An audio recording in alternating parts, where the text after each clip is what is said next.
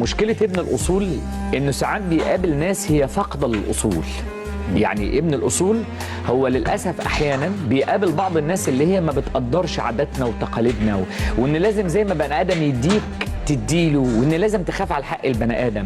فساعات حبه الزايد والأصول الزايدة اللي عنده مع بني آدم هو مش بيقدر ده بيعمل له صدمة حضارية، لأن هو بيبقى متخيل إن كل الناس زيه. البني آدم ابن الأصول هو البني آدم اللي بيخاف على مشاعر الغير، البني آدم اللي بيعمل للناس زي ما هو بيحب إنه يتعمل له، البني آدم اللي بيقدر الناس اللي قدامه زي ما هم بيقدروه. أما البني آدم يبقى ابن أصول كده وبيتحرك بمشاعره وعقله في الحاجات دي مع الناس ويتفاجئ بغير ده، بيجيله انتكاسة لأنه بيتصدم وبيكتشف في الآخر معلومة خاطئة جدا إن هو اللي غلط.